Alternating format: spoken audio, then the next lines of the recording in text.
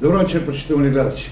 Отворено на тема на телевизија Ирис. Сет на емисии, разговори, кои ќе одат на програмата на телевизија Ирис сите овие 20 на дена, во кој што ние ќе се обидеме, не правејќи лажни вести, не заземајќи никаква страна, туку овозможувајќи им на оние кои вам ви одговараат за своите ставови, затоа што се ваши репрезенти, да ги кажат фактите, редот, постапките околу она што не очекува како историска одредница. Не е моја квалификацијата дека референдумот кој не очекува е историска одредница на оваа генерација, па може би повеќе генерации, туку е објективен факт на кој што не насочуваат не само гостите кои зачестено ни доаѓаат овде, туку и здравиот разум на информации кои секојдневно ги примаме. Што ќе одлучиме, така ќе ни биде. Меѓутоа, за да одлучиме, потребно е да знаеме што ни очекува, што е тоа со што располагаме и што ставаме во ризик за себе си и за генерациите кои доаѓаат. Затоа се надевам дека на 20-тина, може би повеќе вакви разговори ќе водиме со луѓето кои застапуваат разни страни околу ова судбинска точка на 30 септември, така се квалификува. Оно што е најважно во сето ова, кензијанците велат дека секоја вечера мора да се плати, често пати се расправаме колку ова ќе не чини, колку ќе не чини утре и така натаму, заборавајќи дека во овој момент ни е нужна, потребна преструктурирање и свет подобар пат кон подобар животен стандард. И сето тоа на крај ќе се рефлектира кога ќе завршат високите томови околу јазикот, нација, народ, историја и така натаму, тие фреквенции ќе спласнат и ќе видиме колку тоа ќе го платиме на реален план, а тоа е економијата.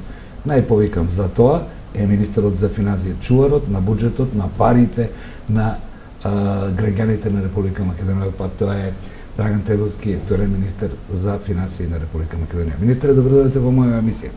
Добро вечер, добро ве најдов. Баш ми е мило што се сеќавам дека ова ми е второ гостување. Така. Првото беше кога бевме во опозиција, зборувавме за работите што ќе ги направиме, сега ми е драго што сме повторно тука. Министре, општа констатација, без разлика на аргументите кои секој ги донесува при одлуката за 30 на дена, за 25-6 дена, е дека тоа сепак е можеби и најкрупната точка во последните 2 децении, ако не и повеќе. Го имате ли тоа чувство кога разговарате со луѓето веќе сега представувајќи ги фактите кои зборуваат за она што вие го нудите? Апсолутно, мислам дека нашите граѓани, нашите комши, нашите пријатели се свесни за моментот во кој што живееме и дека апсолутно треба да избереме да одиме напред, да одиме кон членство во ЕУ и во НАТО и да одиме пред се кон економија која што ќе значи, бидејќи членството во НАТО и ЕУ, ние можеме и подробно да го дебатираме тоа, пред се ќе донесат инвестиции тука, отварање на работни места, кои ќе прават конкуренција и пред се притисок платите на нашите граѓани да растат. На нашата влада главниот приоритет е да ги придвижиме платите нагоре, бидејќи само ако нашите граѓани, значи мнозинството на граѓани кои што нема приходи од капитал, кои што живее од својот труд, им расте платите, тогаш ќе расте и животниот стандард. Значи тоа е нашата главна битка. Сега ако сакате повеќе да зборуваме за тоа зошто е важен референдумот, но да ги гледаме економските бенефити, значи мора да се каже дека еве да почнеме прво со НАТО. НАТО значи е прво гарант или најмоќната воена сила, тоа е гарант за безбедноста, а за еден инвеститор, значи верувам дека ќе се согласите дека за тој да реши да даде свој пари, да инвестира, да вложи во нешто, прво се прашува дали е нешто безбедно и сигурно, а потоа ги гледа сите оние работи. Министр, овде е сигурноста влија и врз реинвестирањето, бидејќи ако еднократно ги вложиш па гледаш побрзо да си ги извлечеш, тоа е доказ дека твоите пари, твојот капитал не е на сигурно. Така, се обидувам граѓаните да биде разбирливо. Она што сака на моите граѓани да им го представиме, тоа е што е сега. Имаме бруто општествен производ кој изнесува некаде околу 10 милиарди и 700 милиона евра и по прв пат во кварталот, во вториот квартал, имаме одраст од 3,1, меѓутоа да се надоврзам на она што вие сега го рековте, дека најважна работа е колку пари им останува во джебот на граѓаните, е тоа дека една од методологиите за растот е личната потрошувачка. И овој пат кога погледнете целиот оној сет на тоа што довело до овој раст, на прво место е барем според вашето министерство. Дека ве замолам како министар објаснете го. Сега, што е клучно? Што ние со промената на власта наследивме негативен економски раст во првата половина на 2017 година. Првите месеци беа после едно раскалашено владење на и многу пари потрошени, зголемување на јавниот долг на претходната власт. Ние бевме насочени во стабилизирање на состојбите и бевме фокусирани како да ја придвижиме, бидејќи 2017 од негативен раст, борбата беше како да се придвижи економијата. Овој квартал кој што го спомнувате, значи последниот, е квартал во кој што има за прв пат значаен раст на економијата од 3,1%. Тоа е добро, бидејќи тоа значи дека економијата за прв пат после значајно време веќе го добива првиот замав на сериозно позитивно движење. Ако гледаме внатре, одлично е што сите главни макроекономски индикатори се многу позитивни. Например, индустријата, индустриското производство во првата половина расте некаде за 5%, ако се гледаат последните месеци, растот е и повисок, некаде меѓу 8 и 12%. Друго што е битно, извозот, можеби тоа има многу висок раст од 14%. Исто така странските инвестиции, кои што практично беа забавени во претходните неколку години и сега доживуваат 325 милиони евра во првата половина има влез, што е двојно повеќе во однос на просекот на претходните 3 години. Тоа значи дека за половина година имаме поголеми странски инвестиции од просек од годишен влез во претходниот период. Еве денес излегоа податоци за невработеноста во Македонија, исто така таа бележи намалување некаде од 21,6% на 21,1%. Исто тоа е многу значајно. И идејата ми е дека македонската економија започнува да се движи во позитивна насока, значи веќе имаме сите индикатори кои што тоа го зборуваат и бидејќи се наоѓаме пред референдум кој значи членство во НАТО и во ЕУ, вредно е да одбележиме дека тоа јас почнав да го кажувам дека со давање на глас за и остварување на тоа кое што ќе го добиеме пред се прво членство во НАТО, тоа ќе значи прво еве ако го гледаме искуството од земјите во регионот, како во Црна Гора последна се приклучи, странските инвестиции странските инвестиции по влезот во НАТО се дуплирани. Или во Бугарија 5 години ако гледате пред влез во НАТО и 5 години после, странските инвестиции се скоро за 3 пати зголемени. Што е тоа? Еве да биде појасно, значи да не зборуваме со економски речник толку, тоа значи дека капитал, сериозен капитал влегува во земјата, отвара работни места, потоа инвестира. Сега тие нови работни места ќе направат конкуренција за луѓето да може да добијат подобри работни места. Тоа ќе значи дека платите ќе се зголемуваат, бидејќи не е добро во Македонија да има најниски плати во регионот, а како што кажав претходно, тоа ќе го подигнува животниот стандард на нашите граѓани и еве ние се бориме, значи една од главните битки е нашите деца да останат тука, но главно е ако тие имаат прво добри работни места, пристојни работни места, ако имаат добри плати, тогаш ќе сето тоа е поврзано со атмосферата во општеството, правната сигурност, правдината, можноста, вредносните системи. Морам овде драматуршки да ме прашам за еден израз кој сега го употребите, одамно не сум учил. Велите сериозни инвеститори. Анализирајќи ги компаративно ова што вие го велите, инвеститорите кои влегле во Хрватска и во Црна Гора е најдобар пример, бидејќи Црна Гора има скоро 10 години инвеститори кои се на работат законитоста, така наречени тајкуни од истокот, по кои пропаднаа многу бргу, за кои има многу офшор фирми, за кои што има сомнителен капитал. Црна Гора денес има инвестиции од познати инвестициони фондови и банки кои ги подкрепуваат инвестициите кои доаѓаат. На тоа ли мислите кога рековте сериозни инвеститори, место да се сомневаме во тоа дека 200 милиона инвестиции има од Девичанските острови или некоја од пореските раеви и ќе ни доаѓаат фирми како што беше Джосомети и така. Значи, прво мора да Иако кажеме... на парите не се ли забите, нели министр? Прво мора да кажеме дека во Македонија имаме структура на инвестиции кои што се од Америка, Британија, Германија, Холандија, Турција, кои што се сериозни и кои што ние правиме се тие да имаат добри услови за и своите бизниси да ги задржат тука и да ги зголемуваат. Белгија имаме и белгиска компанија. Сега, втора работа, кога зборуваме, ја зборував бидејќи ние во овој период и правиме контакти со можни инвеститори кои што било да се во реалниот сектор, значи да отварат фабрики или во финансиите, кои што се силно заинтересирани да влезат во Македонија, а кои што првата работа, односно ако имаме некои стандардни се состаноци од 1 сат, повеќе од половина од времето зборуваат дали ќе влезете во НАТО, бидејќи тоа е клучно за нив. Значи, влезот во НАТО за нив значи безбедност, значи сигурност и за нив значи одлука дека тие ќе направат капитал милиони евра ќе ги вложат тука во Македонија. Но и закана или брана за сомнителни капитали од кои тие најмногу се плашат, нели? Бидејќи трошоците за нивните капитали се поскапи од овие. Во однос на ова прашање, сега би требало да кажам дека ние пред неколку месеци го изменивме законот за перење на пари, во кој што сериозно ја стегнавме регулативата, во која што едно од барањата на ОЕЦД и на Европската унија беше да се гледа вистинскиот, односно последниот собственик.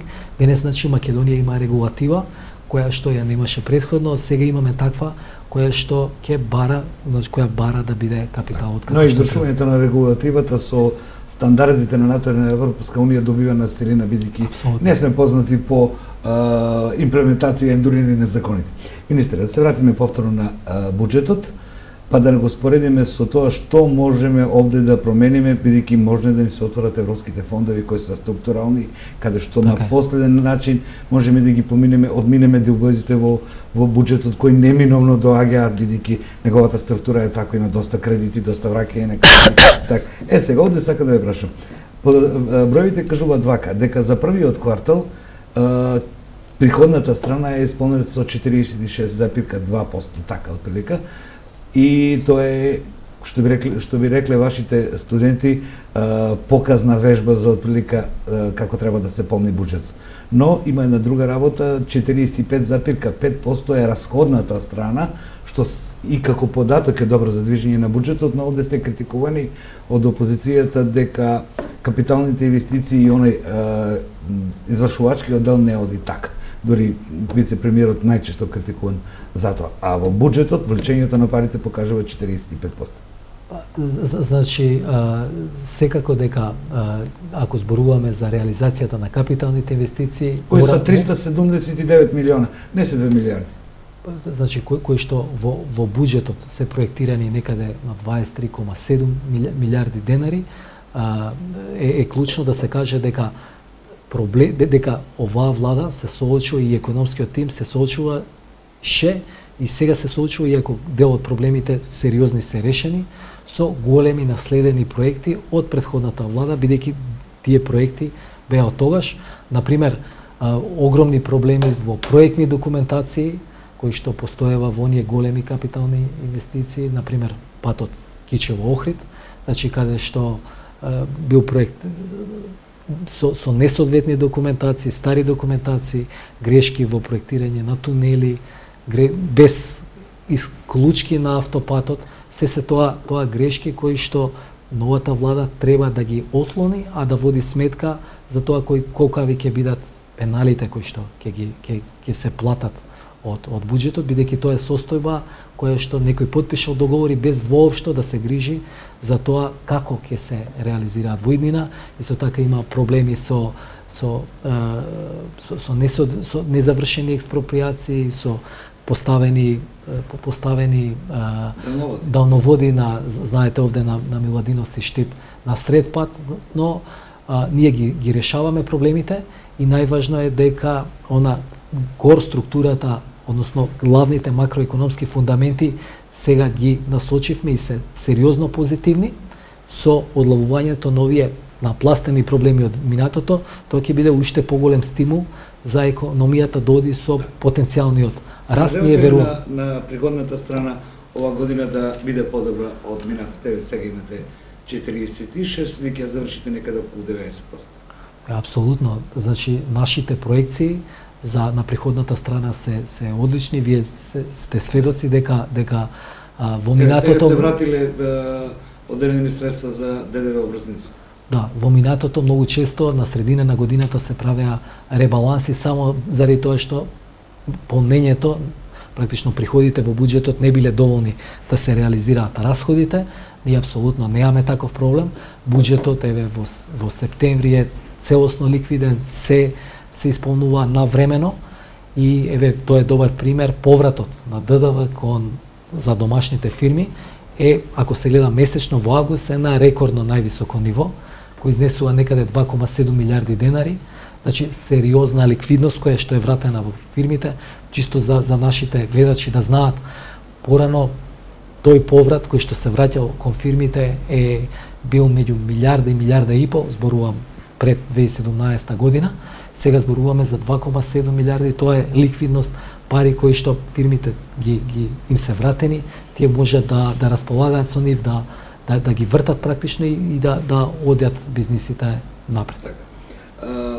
Она што граѓаните секој ги интересира како бројно, ќе замолам да го објасниме, имате само четвртина или 7% од буџетскиот дефицит потрошени за половина година. Овој ќе го задржите на проектираниот буџетски дефицит или ќе одите нешто под проектираниот? Сега, нашата интенција и ние бидејќи да испросите министре да објасниме на граѓаните, тој буџетски дефицит да задолжува. Апсолутно, значи тој буџетски дефицит и практично оние долгови, оние отплати кои што треба да ги плаќаме од тоа се задолжувања. Сега два одговори. Едно е ние правиме притисок, бидејќи тоа до сите линиски министерства, сите буџетски корисници, од прва линија ги има 100, значи реализацијата да ја подигнат со цел да се доближиме до проектираниот буџетски дефицит. Тоа е главната интенција, иако искуството од другите години покажува дека секогаш на крајот на годината тој на вистина процент се зголемувал. Тоа е важно и исто така ако зборуваме за јавниот долг, сега би требало да се каже дека и задолжувањата дека ние на вистина нова емисија, простите министер, нова емисија вие рековте дека една од алатките на макроекономската политика ќе биде првата година стабилизирање и намалување на јавниот долг со 1,5 до 1,7%. Па и ние практично водиме многу успешна политика на менаџирање на јавниот долг, значи за тоа мислам дека сега иако тоа можеби за неекономисти не е толку разбирливо, но на вистина бевме соочени со огромни долгови од минатото, брзо растечки долг, некаде од Македонија имаше јавен долг од 1,5 милиарда евра, па тој дојде до 4,8 милиарди евра, значи зголемен за повеќе од 3 пати. Ако се гледа како процент од БДП од 23% од БДП на некаде 48,6% од БДП, прва година после 10 години, после една декада во која што јавниот долг беше намален, е 2017 година. Ние цело време водевме политика на задолжување по ниски каматни стапки, а враќање на кредити со многу повисоки каматни стапки. За нешто што вреди да се одбележи е еврообврзница, која што, значи, надворешно финансирање, со кое што... Искористена ли е обврзницата од претходниот министер, за која што имаше многу расправи, од 518 милиона? Кога се врати, искористена ли е за буџетската, во буџетот, па се намали на 280 милиона?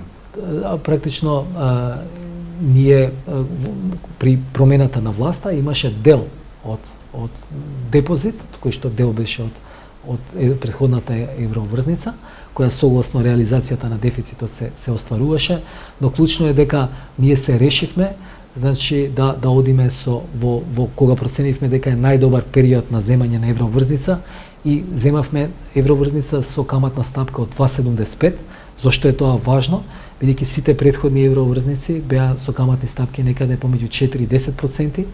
Во основа, ако се направи некоја математика и ако просекот на претходните евроврзници е точно некаде 5,4%, тоа значи дека за штедите, бидејќи кога зборуваме за камата, тоа е камата која што практично македонските граѓани преку даноците ја плаќаат, за штедите се некаде околу 80 милиони евра. Значи тоа е еден од историски најниска каматна стапка, потоа започнавме постепено и да ги намалуваме каматните стапки на инструментите кои што ние ги емитувавме на државните харти од вредност и сето тоа направи да менеджирањето на јавниот долг биде сосема адекватно на потребите. Значи вака, министре, инфлацијата овде се орзувате дека ќе ја задржите според сегашните податоци на 1,5%, иако кај најмногу зголемена кај средствата за потрошување зголеми се цените, меѓутоа незначајно за граѓаните, можеби тоа за различно значајно, нели? Но вие се образувате дека ќе ја задржите под контрола од 1,5 до 7%, така? Апсолутно, значи нема никаков ризик за инфлацијата, значи ние имаме практично инфлацијата сега не е нешто што е таргет на Министерството за финансии, тоа е на Народната банка, но апсолутно ние имаме искуство од сите овие претходни години на Народна банка која многу успешно ја и денес имате со комитетот средба, што рече гувернерката, вака ли се односите податоци, стави да не ние... Значи, битно е да се знае дека ние имаме одлична соработка со Народната банка во последнава година, еве и неколку месеци, значи одлична соработка на информирање, на креирање на законодавство, на консултации меѓу себе и тоа е многу важно, фискалната и монетарната политика да имаат соработка. Сега дури и ние сме среќни бидејќи гувернерката еден дел од својата работа, таа било и државен секретар во Министерството за финансии, значи една од клучните луѓе ги познава работите. Еве во минатото овие комитети кои што сега ги одржуваме на редовна основа, квартална, и не се правеле овде сте некаде близко и по филозофијата во економијата потрошувачка наместо заштеда и така натаму, овде сте некаде со министерката. Министер, ова е крвната слика на македонскиот буџет и на македонската каса. Но, сега, кога ми покажав на граѓаните, јас имам за вас неколку прашања кои се компаративни со она за кое што е основната цена, основната намера за оваа емисија, тоа е редот на факти кои се пред нив.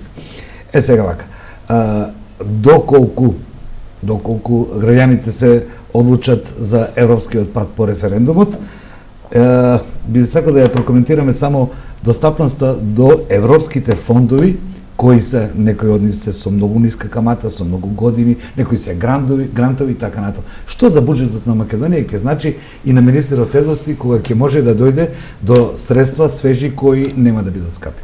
За Македонија, значи, тоа ќе биде огромен бенефит.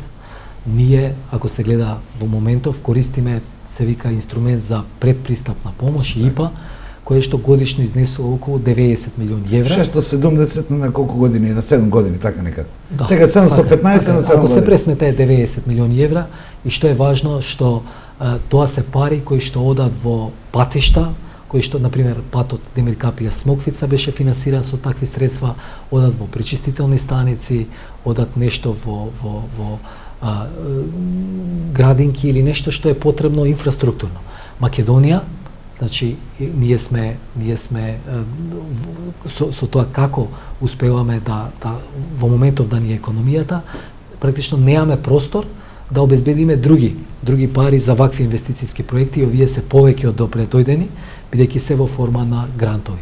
Сега, што може да се очекува со влегување на земјата во ЕУ, практично Македонија ќе добие многу посилни пристап до многу посилни фондови, тоа се кохезивните фондови на Европската Унија и искуството од земјите во регионот, од Бугарија и другите земји кои што тоа веќе го добиле, е практично тие средства многократно ќе бидат зголемени. Сега ако зборуваме за 90 милиони, значи зборуваме за повеќекратно нивно зголемување, кое што ќе биде директна финансиска подршка за нешто што е потребно за нашите граѓани и за нашата Може ли овде, министре, овде достапноста до вакви здрави средства да помогне во структурата на буџетот на Република Македонија, онаа страна која ни е итна за враќање, да може малку да ја растовариме министерството и буџетот со тоа и економијата? Апсолутно, ако можеме, ако сега зборуваме за некоја големина која што има во буџетот од 400 милиони евра, а зборуваме дека ИПА средства се годишно 90, сега ако тие се многократно се зголема, значи можеме да очекуваме дека добар дел ќе ни биде поддржан со пари на даночни обврзници на други земји, од ЕУ, кои што ќе ни помогнат. Македонија тие пари практично ЕУ ги дава за да го намали јазот во стандардот помеѓу граѓаните на земјите членки, и ние сме со многу понисок стандард, тоа ќе бидат пари кои што ќе не приближуваат. Значи македонските граѓани. Тоа е акциониот план на Европската комисија за придвижување на аспирантите и на посиромашните членови. И тоа е добро, тоа е здраво за економијата и здраво за Европа, бидејќи ќе ги намали разликите, но најбитно е за нас, бидејќи тоа ќе ги оствари нашите цели, а едно да се гради инфраструктура, нешто што е добро, второ да се отвараат нови работни места и најбитното тие работни места да бидат со подобри плати за луѓето, да бидат задоволни, среќни и да живеат. Крајниот бенефит за граѓаните од ова, можно ли поголеми плати и според вашата проекција колку? Значи апсолутно нашата цел е платите, значи нашата главна борба е платите да растат. Ние еве во оваа година обезбедивме за прв пат посилно раздвижување, подигање на платите, кои што изнесува 5,6%, а тоа значи дека практично ние после многу години за прв пат ги придвиживме најниските плати. Во Македонија најчесто растот на просечната плата порано беше заради оние највисоки во финансискиот сектор и другите сектори каде што имаат повисоки плати. Сега нашата борба се знае да тие плати колку што можат да бидат повисоки, и единствен здрав начин е ако имате влез на капитал кој што отвара работни места, кој што прави конкуренција помеѓу вработените, потоа работодавачите да се борат за тие луѓе, да им даваат повисоки плати, но и тоа ќе ја придвижува и продуктивноста ќе прави притисок да мора да се зголемува продуктивноста и целата економија ќе оди напред. Така, ако со слободен дел капитал нема да има притисок кај пододавачите во нивните инвестиции, со тоа ќе им останат повеќе средства. Тоа е ако на една страна притиснеш, другата страна се слободи, така е во економијата. Сега овде имам едно друго прашање. За да се зголеми, ова е прашање многу повеќе за министерот за економија или за потпредседателот на владата, но за да се зголеми стандардот на луѓето, вие сте професор, стандардот на граѓаните, потребно е на годишно ниво раст од 5, 6, 7 и така натаму. Бидејќи ова со 3,1% раст, 3,5% раст е крпење како проста репродукција. Што ви мислите, можно ли со отварањето на перспективите европски да го достигнеме тој раст? Апсолутно, значи јас така и почнав.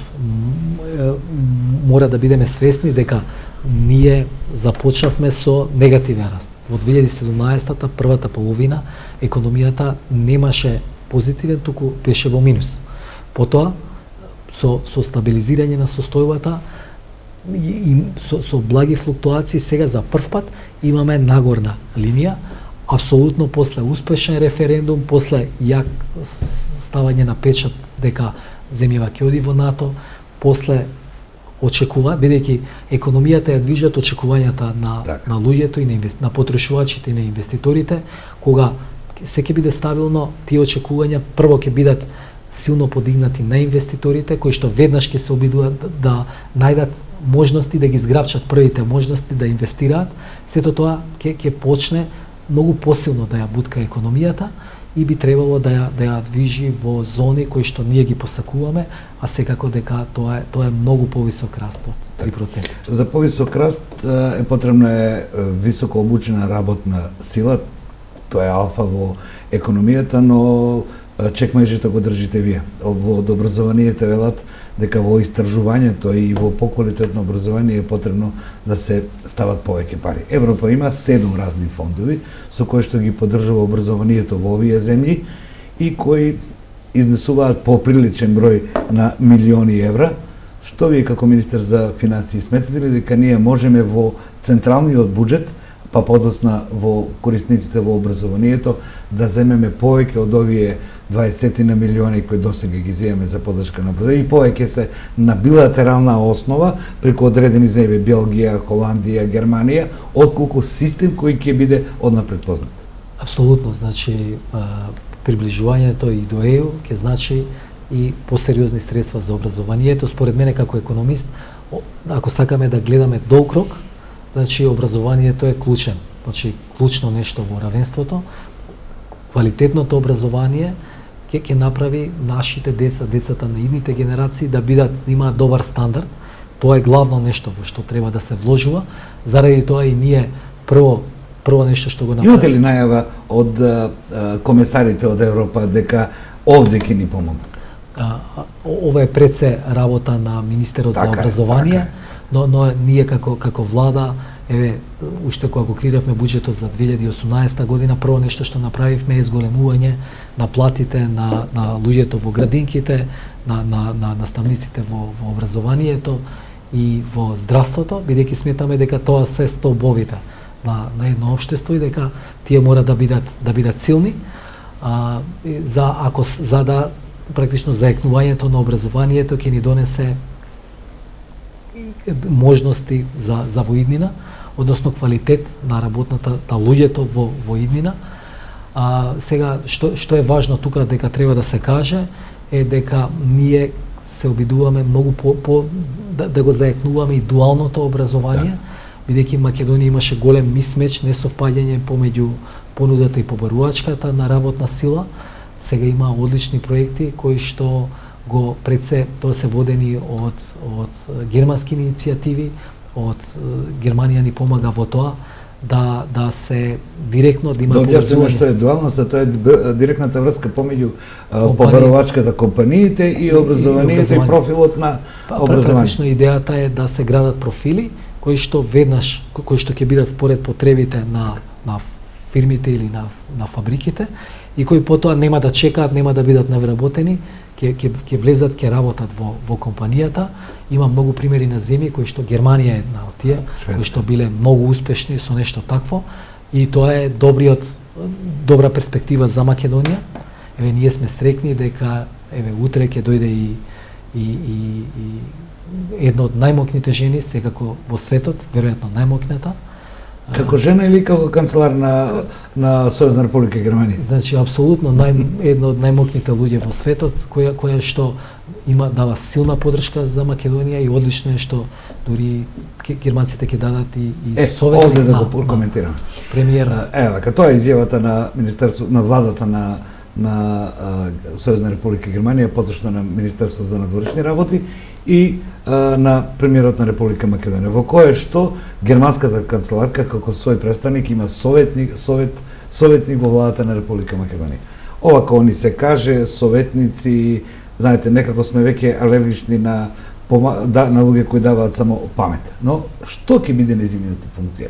Ќе се приличува ли тоа на она што во Бугарија го видовме кога државите кои помогнаа, Германија исплатија свој емисари кои помогнаа во буџетската дисциплина, помогнаа во структурирање на економијата, во јавната потрошувачка? Сега би требало и нашите гледачи да знаат дека во изминатава година ние стварно имаме сериозна поддршка од нашите партнери како Америка, Германија, Европската унија за Македонија да се движи во позитивна насока. Ова е еден од тие елементи или чекори, значи да ни дадат, значи не само што до сега зборувавме дека со пари на нивни даночни обврзници плаќаат патишта, плаќаат пречистителни станици, нешто што Македонија ако го направи ќе треба да се задолжува. Туку еве ќе ни дадат и паметни луѓе кои што можат да ни помогнат да одиме чекори напред. Министер, хипотетички вака како прашање. Иако не е работа на новинарите да поставуваат хипотетички прашања, човекот, лицето кој ќе биде советник во владата, истовремено ќе биде линки со владата на Сојузна Република Германија, и еве министерот Тедовски доаѓа до ситуација во која што роковите го притискаат од буџетот, разговара со него и да тоа биде линк до пазарот на ефтини пари, повторувам, стабилизирачки средства. Ние прво, значи, водиме апсолутно постојано, правиме анализи и не би се довеле никогаш во таква состојба. Тоа е добро како став на министерот. Бидејќи имаме и кредибилитет и на проекциите, до сега водиме се како што треба. Имаме за прв пат после многу години ликвидност која што е одлична, но секако дека е многу важно во моторот на економијата на Европа да имаме некој кој што ни е пријател, кој што може да помогне, бидејќи тие работи знаете дека како велат златни врати отвараат, а на Македонија за да биде успешна приказна ни треба, стварно навистина ни треба оваа поддршка од Германија, од Америка, од ЕУ. Еве јас за толку работи се случуваат брзо овие денови, би требало да кажам дека вчера во Министерството за финансии ние подпишавме билатерален договор помеѓу САД, представувани од УСАИД и ние, и Македонија, кој што Америка ни даде грант од 23 милиони евра, за 23 милиони долари за 4 области, значи тоа е сериозен поддршка која што ќе биде насочена во поддршка на приватниот сектор, пред се мали и средни предпријатија, преку различни канали, поддршка во градење на граѓаните да земаат повеќе место во носење на одлуки, потоа во градење на она кохезија во општеството, на она што ние како влада го викаме едно општество, градиме едно општество. Така, но за ова ќе треба конкретни проекти, не може да се потрошат тие. Апсолутно, но битно е дека Америка како многу пријателска, заинтересирана Македонија да оди многу чекори напред, ни дава таква поддршка. Министре, пред неколку дена еден од представниците на владата излезе со податок дека 265.000 така нешто отприлика евра на дневна основа влегува од нашите пријатели од Запад во Македонија како помош. Коментарот на граѓаните е каде ли одат тие пари? Едно од вашите предавања е дека довербата во институциите од јавниот сектор се првиот услов за стабилноста на макроекономската политика и на монетарната политика. Еве, тоа се ваши зборови, а јас би ве замолил, во право ли се граѓаните кога се сомневаат каде одат тие пари? Значи, ако знаеме се што се случуваше изминативе години, апсолутно се во право, но ние тоа многу силно работевме да го смениме. Како Министерство за финансии практично го водевме она што се вика транспарентност на трошењето на јавните пари. Што значи транспарентност? Тоа значи нашите граѓани да знаат каде се трошат парите од буџетот на државата. Ние направивме многу чекори за тоа. Например, прв пат објавивме граѓански буџети, тоа на многу краток и разбирлив начин објаснето каде се трошат парите, но потоа и превземавме различни мерки, правевме јавни дебати пред буџетот воопшто да биде донесен, за да соопштиме што е намерата, каде ќе се трошат парите, такво нешто порано не се правило. Исто така и за трошењето да биде во ред, за прв пат направивме обврска, договорите од јавните набавки кога институциите купуваат во целост, во сите детали да мора да бидат објавени, да постојат на интернет, на електронскиот систем на Бирото за јавни набавки, за јавноста да може да следи и практично да прави притисок ако трошењето на парите не е како што треба. Такво нешто порано не постоеше, дури сите извештаи на Европска комисија, ако ги видите на ММФ, на Светска банка, велеа дека Македонија нема фискална транспарентност. Денес, ако ги гледате извештаите на ЕУ, тие како една од подобрите работи ја потенцираат обезбедената фискална транспарентност. Јас тврсто верувам дека тоа е единствениот начин ако сакаме Македонија да биде подобра држава, бидејќи секако големи пари, буџетот е сериозна величина, единствениот начин за да бидеме сигурни дека се трошат како што треба е не луѓето кои што се во институциите, туку граѓаните да можат да го следат тоа каде се трошат парите. Во таа насока, ние како Министерство за финансии сега сме подпомогнати од УСАИД и работиме на проект кој што е радикален за Балканов, а тоа е трошењата од трезорот, практично секое поминување во трезорот на Министерството за финансии да биде објавено на една веб апликација.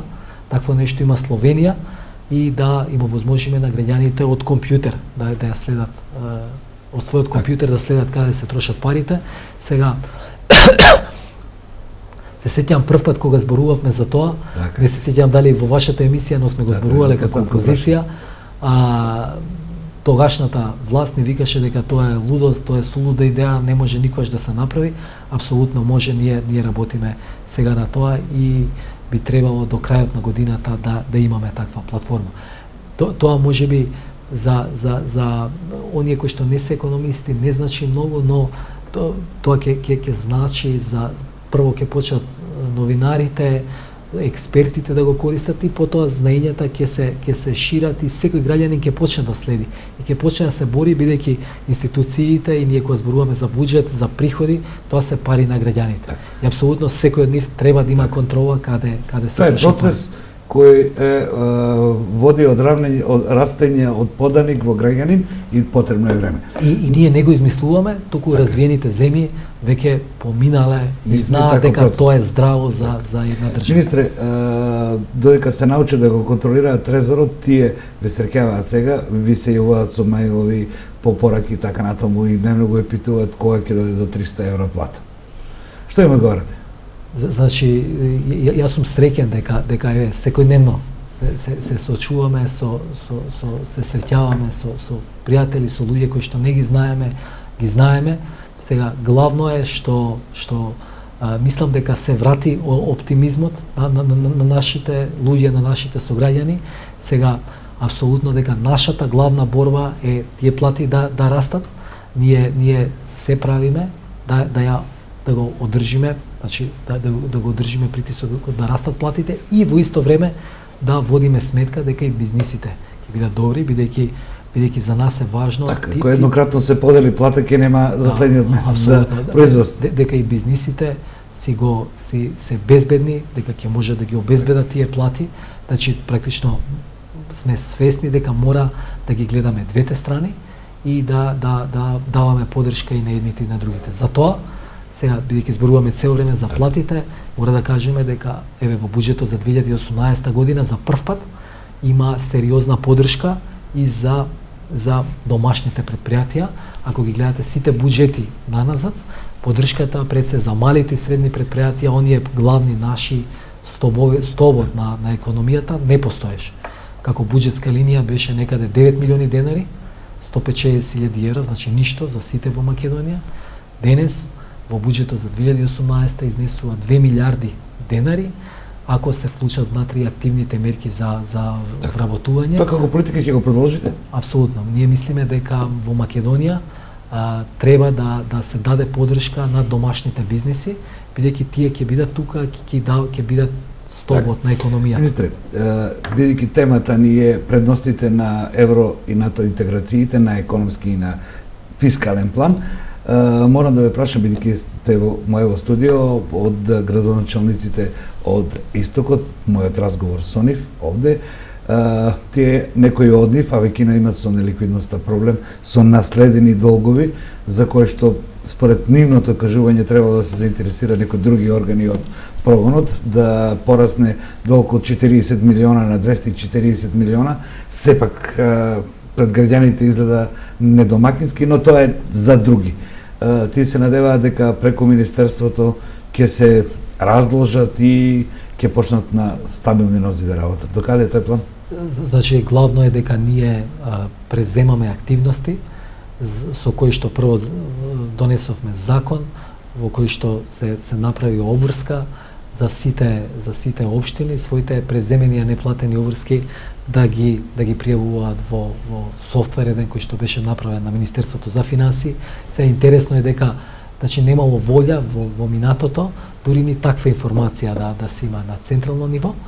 и по моментов е полнење на тој софтвер и ние кога ќе заврши, ќе направиме анализи да видиме што е прагматично да се направи. И некој еве денеска цел ден сум во Штип, тоа морам да го кажам. Мене ми е драго што бев цело време заедно со градоначалникот, со Благој Бочварски, и морам да кажам дека бидејќи имам прилика да гледам се што се случува во Македонија, морам да кажам дека тоа е еден од сигурно највредните и најдобрите градоначалници со активностите кои што ги превзема. Ние имав прилика да видам за тоа што го прави со израдба или реконструкција на патишта тука низ општината, но и доста зборувавме за идните планови, преземени и идни така, има одладена одлука за помошта за изградбата на браната, за гасификацијата и така натаму. Значи зборувавме за градинката, тоа ќе биде многу важен проект, значи веројатно една од најголемите градинки која што последниве. Вие учествувате таму со скоро 300.000 евра владата, другите се на општината. Преку локалните фондови, но битно е дека тој ќе гради со средства на општината. Зборувавме за идни можности, има некои кредити од Светска банка кои што се многу поволни, кои што би требало, бидејќи нашата интенција како влада е да се развива и локалниот развој, а Штип сметаме дека е едно од клучните општини во Македонија, секако дека е центар на источниот регион и мора да инфраструктурно многу подобро да ја изградиме. Министре, ако останеме овде во емисијава до утринската програма, вакви прашања конкретни од економијата ќе ви поставам, но се надевам дека ќе имаме шанс да направиме по завршување на овој референдум и ваков разговор, бидејќи малите работи го чинат и животот, големите се чадорот над нив. Сега, кога веќе ги анализиравме нашиот буџет, перспективите на буџетот визави европските интеграции, компаративноста со земјите кои овој процес го одмина, го помина, предностите, фактите ги вие кажувавте. И во еден момент можеме да се разбудиме некаде во октомври со политичка нестабилност, бидејќи резултатите не ги знаеме, тоа ќе биде волја на граѓаните. Се предвидуваат различни постапки во собрание, институциите и така, но во секој случај, како што рече советникот во Министерството за надворешни работи на Велика Британија, во опасност е од нестабилност политичка. Што тоа значи за сега што го кажавме сега? Прво, ја цврсто верувам дека референдумот ќе биде успешен. Јас верувам дека ова е единствениот пат Македонија да биде успешна приказна и да практично да имаме иднина. Значи, цврсто верувам дека нашите деца, ја имам 3 малечки керки, за мене ќе ми биде драго тие да останат, да живеат тука во Македонија. Единствениот начин е да бидеме членки на НАТО и на ЕУ и да тргнеме по патот на тоа европско семејство. Значи, верувам дека тоа ќе биде така и дека се друго значи нестабилност, односно нешто што пред се прво нешто ќе биде да инвеститорите се замислат дали да влезат, бидејќи ќе се прашаат по кој пат оди оваа земја ако не е право. Прво ќе го видите на сметката, средствата нема да ги реинвестираат, ќе го видите одливот, вие тоа го гледате секојдневно. Апсолутно, а сега се соочуваме значи со сосема друга ситуација. Сега странските инвестиции цело време доаѓаат, тие ќе сакаат први да ги зграбчат можностите.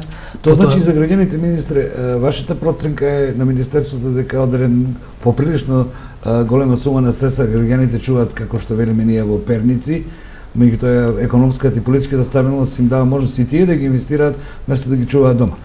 Па еве денеска на комитетот на сега не знам колку можеме и да го зборувам ова, но гледавме податоци дека и депозитната база, посебно во последниве месеци, се зголемува. Тоа значи дека луѓето, граѓаните гледаат дека се Македонија е стабилна, дека има перспектива и дека оди кон подобра иднина.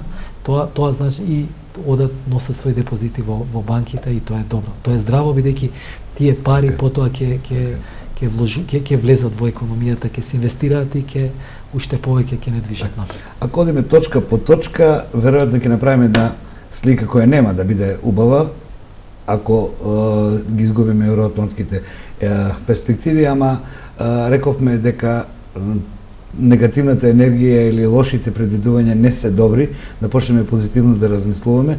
Денешните макроекономски политики се креираат врз позитивни намери, бидејќи, како што вели Пол Круман, ако во однапред не знае дека нешто ќе успеете, не трошете ги средствата кои ќе ви требаат за негативните трендови, така? Апсолутно, значи економијата, преска реков, ја движат очекувањата. И многу е важно да одиме, значи да правиме чекори кои ќе бидат во позитивна насока.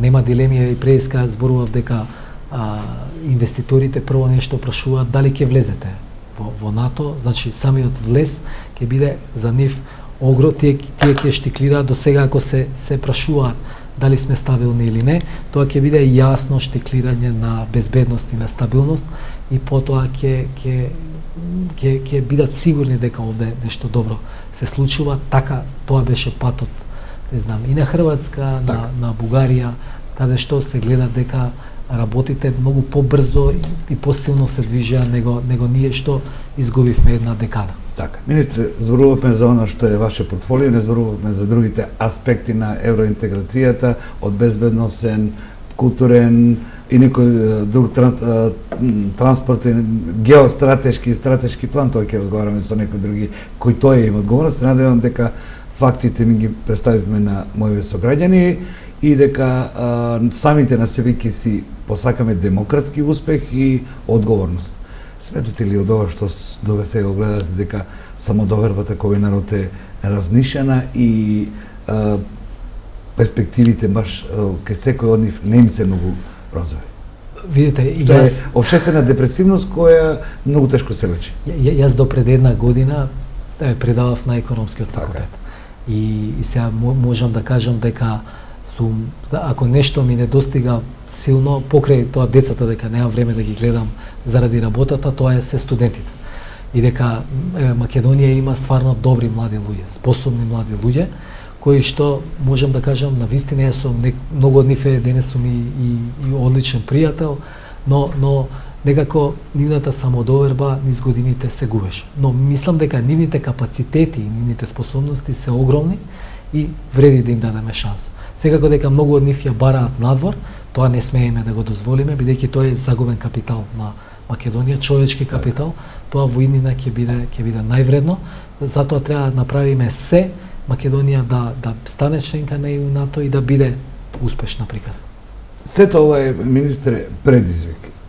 Ги слушаме историчарите кои велат нема да разговараме за нашата историја, а предизвик е фактите, истражувањата, докторските дисертации, науката да ја споредат со оние кои на друг начин гледат, исто како и нас како народ. Глобалната конкуренција е неминовност. А колку ќе се снајдеме зависи од нас, поточно од лидерството на еден народ во даден историски момент. Јас си посакувам успех во лидерството, граѓаните ќе ги вагаат вашите аргументи и ќе си донесат нимен одлука. Ви благодарам и јас вас. Ви благодарам што одвоивте време да им го представиме сето ова на моите гледачи од Источна Македонија. Ви благодарам. Ја мислам дека ова ние живееме во важно време, треба да се носат храбри одлуки, бидејќи само така може да одиме напред. Се друго ќе не остави да бидеме. Така. Ви благодарам. Поштувани гледачи, една од постулатите на постоењето на малите народи, доколку сакаат да го заштитат својот културен, економски се разбира, и идентитет е контекстот. Историчарите тоа добро го знаат, дека Македонија, кога е во контекст империја, секогаш успела да го најде своето место. Предизвик за историчарите, тоа може екзактно да се докаже. Замислете ја 36-37 година, кога се пишување првите драми и првите песни на македонски јазик, и 48 година која е формирана операта, или кога се формирани Академијата на науките или институциите кои овој народ денес му даваат за право дека може да биде дел од еден нов концепт, а тоа е Европа или светскиот надпревар. Тоа се предизвиците на новите генерации. Моја работа е овде да поставам прашање во ваше име. Нема лажни вести, затоа што тоа не е наша работа. Наша работа е нашиот секојдневен живот. Благодарам што останате со програмата на телевизија Ирис. Новиот гостин ќе ви го најавиме низ редовните информативни програми. Лека минаки.